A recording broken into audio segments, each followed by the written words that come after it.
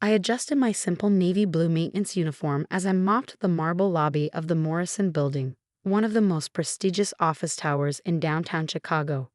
It was 7 p.m., and most of the executives had gone home for the day. But not my cousin Michael. He always worked late, making sure everyone saw his dedication as the youngest VP at Anderson Financial Group. He strode across my freshly mopped floor, designer shoes leaving scuff marks in his wake. "Still here, Olivia? Someone has to keep this place clean, I suppose." I kept mopping, hiding my smile. If only he knew that his entire company paid their rent to one of my holding corporations. "Evening, Michael. Working late again." "Some of us have real careers to build," he smirked, adjusting his Rolex, probably bought on credit. "Though I suppose cleaning floors is honest work." The irony was delicious. While Michael bragged about his VP salary, I had quietly built a real estate empire worth over $2 billion. The Morrison Building was just one of 12 properties I owned in the downtown area. But to my family, I was just poor Olivia, the college dropout who worked as a janitor. "Speaking of honest work," Michael continued, "you're coming to Mom's birthday dinner tomorrow, right? Dad's reserved the main dining room at Le Cirque." "Ah yes, Uncle Peter's famous restaurant reservations." What my family didn't know was that I owned Le Cirque through another of my companies. "I'll be there." "Great. Maybe dress up a little this time." It's embarrassing enough having a janitor in the family. I watched him leave, thinking about how tomorrow everything would change. Not by my choice. I was perfectly happy letting my family think I was a simple maintenance worker.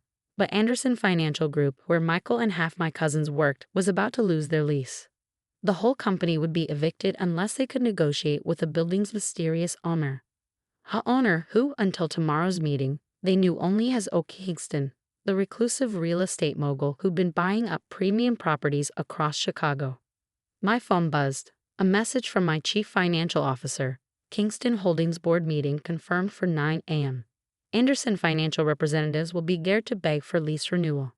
I texted back, "Make sure the conference room setup is perfect. Tomorrow will be interesting." Looking back, I never planned to keep my success secret for so long. It just happened naturally after years of my family's condescension. When I dropped out of college 10 years ago to work in real estate, they were horrified. "A property manager?" My mother had cried. "We sent you to Northwestern for this." What they didn't know was that I'd already made my first million by then, buying and flipping distressed properties while still in school. But their dismissal was so complete, so absolute, that I decided to let them believe what they wanted. I took the maintenance job as a cover, allowing me to monitor my properties while gathering intelligence about potential acquisitions. The uniform made me invisible. Executives discussed confidential deals in front of me, never thinking the person cleaning their office could understand, let alone use, that information. Over the years, I built Kingston Holdings into one of the largest private real estate companies in the Midwest. My family remained oblivious, even as they worked in my buildings, ate in my restaurants, and lived in my apartment complexes. Even funnier, they kept trying to help me. Every family gathering became an intervention. "I know an opening for a receptionist," my aunt would offer, her voice dripping with pity. "Michael could put in a word at Anderson Financial," my mother would suggest. "Even the mailroom would be better than this." I thanked them politely while calculating the millions in rent their companies paid me each month. Now, as I finished my maintenance rounds, I thought about tomorrow's meeting. Anderson Financial Group was in trouble. Their recent investment losses had made headlines. They needed their lease renewed at below-market rates to avoid downsizing. Michael had been boasting at family dinners about leading the negotiation team. "Don't worry," he'd announced last Sunday. "I've got a direct line to Kingston's board. They'll see reason." His direct line was actually my assistant, playing the role of a sympathetic secretary. Tomorrow, cousin Michael would finally meet the mysterious Oki Kingston face to face. I ended my shift at 10 p.m., leaving through the staff entrance. My Ferrari was parked 2 blocks away, hidden in a private garage. 20 minutes later, I walked into my penthouse apartment overlooking Lake Michigan. "Everything ready for tomorrow?" I asked my assistant, Diana, who was reviewing documents in my home office. "All set," she smiled. "The board will be there early. Anderson Financial's entire leadership team is confirmed, including Michael. They have no idea they're really coming to beg their own cousin for help." I poured myself a glass of wine, watching the city lights sparkle below. 10 years of them thinking I'm nothing but a janitor. 10 years of pitying looks and backhanded offers to help me find a real job. Are you sure you want to reveal everything? Diana asked. You've seemed happy letting them believe the maintenance worker story. I thought about Michael's scuff marks on my lobby floor, about my aunt's condescending job offers, about every family dinner spent listening to them brag about their modest successes while treating me like someone to be pitied or fixed. It's time, I said finally. Not because I need their approval, I stopped wanting that years ago, but because sometimes people need to learn that success doesn't always wear designer suits or announce itself loudly. I picked up the Kingston Holdings Portfolio Review, a thick document detailing my $2 billion empire. Tomorrow, my family would learn that the cousin they dismissed had built something extraordinary right under their noses. Besides, I smiled. I want to see Michael's face when he realizes who he's been paying rent to all these years. My phone buzzed again. A text from Michael. Hey, since you work in the building, any inside info on this Kingston person? Need every advantage for tomorrow's meeting. I typed back, sorry, just a janitor. What would I know about important business meetings? Setting my phone down, I walked to my bedroom to choose tomorrow's outfit. The maintenance uniform was comfortable, but for this meeting, I needed something else. Something that would make the revelation even more dramatic. I selected a custom-made power suit that cost more than Michael's annual salary.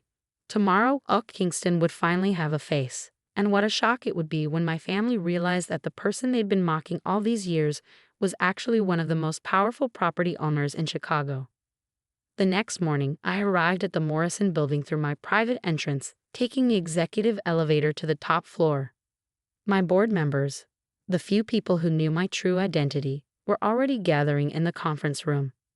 The Anderson financial team is in the lobby, Diana reported. Michael's wearing his lucky tie and practicing his pitch. I smiled, remembering all the times he'd walked past me with that same tie, never bothering to look me in the eye. Let's not keep them waiting. Time to show them who really runs this building. Through the one-way glass of my private office, I watched the Anderson financial team file into the conference room. Michael led the group, his confidence practically radiating as he arranged his presentation materials. Behind him came our Uncle Peter, now a senior VP, and two other executives I didn't recognize. Ms. Kingston. Diana appeared at my door. They're ready for you. I took one last look in the mirror, appreciating how different I looked from my maintenance uniform persona. The tailored Alexander McQueen suit and Louboutin heels were a far cry from my usual work clothes. My hair, usually pulled back in a simple ponytail, was now styled elegantly. Even my posture was different, no more of the deliberately submissive stance I'd adopted as a janitor.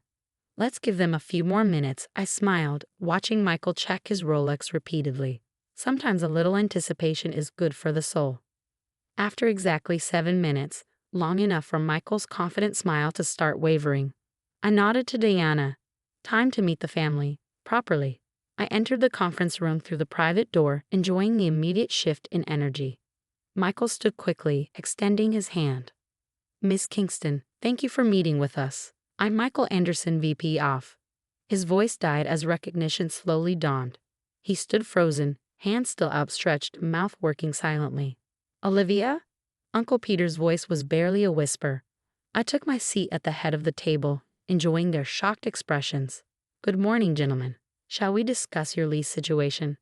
This is some kind of joke, Michael stammered. You're a janitor. Actually, I smiled, sliding the Kingston Holdings portfolio across the table. I own this building, and the entire block, and about 11 other properties in downtown Chicago. Uncle Peter grabbed the portfolio with trembling hands, flipping through pages of assets, acquisitions, and property valuations. His face grew paler with each turn. $2 billion, he muttered. You're worth $2 billion? Give or take, I shrugged. The market's been good lately. Michael collapsed back into his chair, his lucky tie suddenly looking like it was choking him. But all these years, I finished for him. You've been working in my building, walking past me every day, leaving scuff marks on my floors, and never once bothering to look me in the eye. The other executives shifted uncomfortably, clearly sensing they were witnessing something beyond a normal business meeting. Now, I continued, opening a leather folder. About your lease renewal request. Your company's recent losses are concerning. The market rate for this space is triple what you're currently paying. Olivia. Michael found his voice, trying to sound authoritative despite his obvious shock. Surely we can work something out. We're family. I raised an eyebrow. Family? Like when you told everyone at Christmas dinner that I was an embarrassment to the Anderson name. Or when you offered to help me find a job in your mailroom. Uncle Peter leaned forward. We didn't know. Exactly. You didn't know because you never bothered to find out. You were too busy looking down on the maintenance worker to notice she was actually your landlord. I stood up, walking to the window that overlooked my property empire. Do you know why I kept up the janitor role all these years? It wasn't about hiding my success. It was about learning who people really are. You'd be amazed what executives will say and do in front of someone they think doesn't matter. Turning back to the table, I saw the realization hitting them. Every condescending remark, every dismissive gesture, every time they treated me as invisible had been noted by the very person who now held their company's fate in her hands. Please, Michael's voice had lost all its usual arrogance. Anderson Financial can't afford market rates right now. We'll have to lay off half our staff. I sat back down, pulling out another document. I have a counter-proposal. Kingston Holdings will extend your lease at current rates, with one condition. Anything, Uncle Peter said quickly. Michael steps down as VP, effective immediately. He'll be replaced by Sarah Chen from your accounting department. Michael shot to his feet. Sarah? She's just a junior analyst. Sarah, I corrected him, has submitted 12 proposals for improving company efficiency that you've ignored. She also treats maintenance staff like human beings. I've watched her thank them by name, help them clean up spills, and defend them when others are rude. The room fell silent as the implications sank in.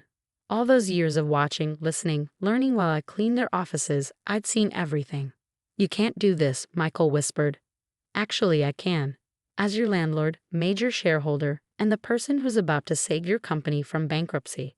I slid the agreement across the table. Your choice, gentlemen. Sign by the end of the day or start packing up your offices. They signed. Of course they signed. They had no choice. As they filed out, Michael lingered behind. Why? He asked, his voice small. Why let us treat you that way for so long if you had all this? I walked over to my private elevator, the one I'd never used while maintaining my cover. Because success isn't about proving others wrong, Michael. It's about proving yourself right. Now, if you'll excuse me, I need to go change. The lobby floor won't mop itself. His eyes widened. You're still going to? Of course, I smiled. I own 12 buildings, but this one's my favorite.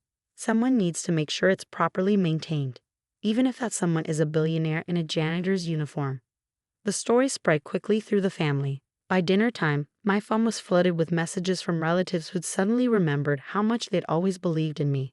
My mother called 17 times, alternating between tears and demands for explanations. I let them all go to voicemail. Instead, I changed into my maintenance uniform and did my evening rounds. The familiar routine was soothing after the drama of the day. As I mopped the lobby, I saw my reflection in the marble floors, the secret billionaire playing janitor. But it wasn't an act, not really. This building, like all my properties, deserved proper care. And sometimes the best way to lead is from the ground up. A week later, Sarah Chen was installed as the new VP at Anderson Financial. Michael took a position at a smaller firm across town, in a building I didn't own. Uncle Peter started greeting maintenance staff by name. Funny how perspectives can change when the person holding the mop turns out to be the one holding the power. My family tried to arrange a celebratory dinner at La Cirque. I declined, suggesting instead that they help serve meals at the homeless shelter where I volunteered every month. Only my cousin Anna showed up.